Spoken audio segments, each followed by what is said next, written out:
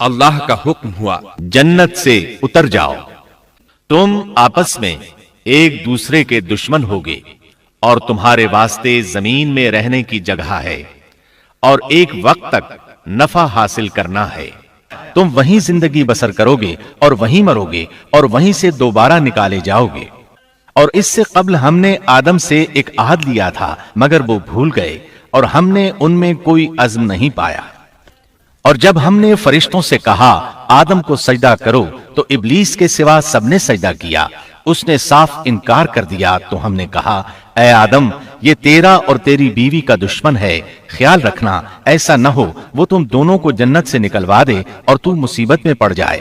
یہاں تو تجھے یہ آرام ہے کہ نہ تو بھوکا ہوتا ہے اور نہ ننگا، اور نہ تو یہاں پیاسا ہوتا ہے اور نہ دھوپ سے تکلیف اٹھاتا ہے۔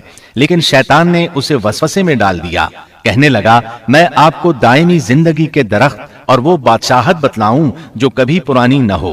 چنانچہ ان دونوں نے اس درخت سے کھایا، پس ان کے ستر کھل گئے اور وہ بہشت کے پتے اپنے اوپر چپکانے لگے۔ آدم نے اپنے رب کی نافرمانی کی، پس بہک گیا۔ پھر اس کے رب نے نوازا، اس کی طرف توجہ فرمائی اور اس کی رہنمائی کی۔ حکم ہوا تم دونوں یہاں سے اتر جاؤ، تم آپس میں ایک دوسرے کے دشمن ہو۔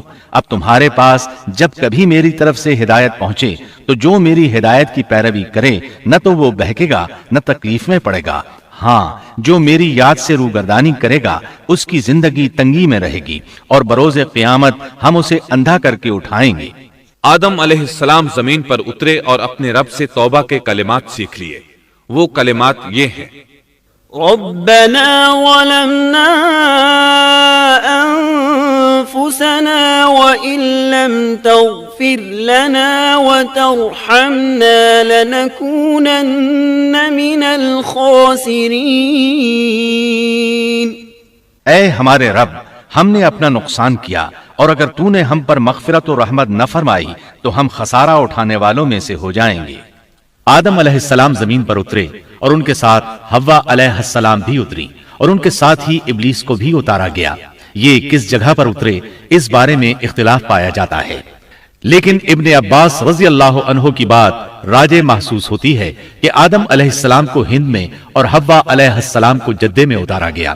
جب آدم علیہ السلام اتر آئے تو حوا علیہ السلام کی تلاش شروع کر دی، زمین میں ان کی تلاش میں سرگرداں ہوئے۔ آخر کار میدان عرفات میں دونوں کی ملاقات ہو گئی۔ چونکہ میدان عرفات میں دونوں نے ایک دوسرے کی معرفت حاصل کی تھی اور ان کا آپس میں تعارف ہوا تھا، لہٰذا اسی مناسبت سے اس میدان کا نام عرفات مشہور ہو گیا۔ پھر اللہ تعالیٰ نے زمین کے اندر انسانوں کو پھیلانا شروع کیا اور زمین کو مردوں اور عورتوں سے آباد کر دیا۔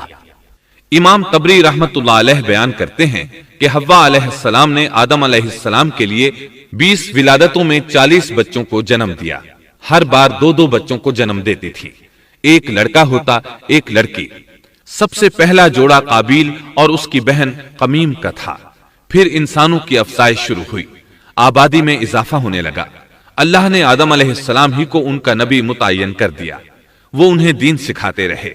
اس وقت تمام لوگ موحد تھے، خالص توحید کو اپنانے والے تھے، یعنی کان الناس امۃ واحدہ، تمام لوگ ایک ہی امت کے تھے، ان میں شرک کا شائبہ بھی نہ تھا۔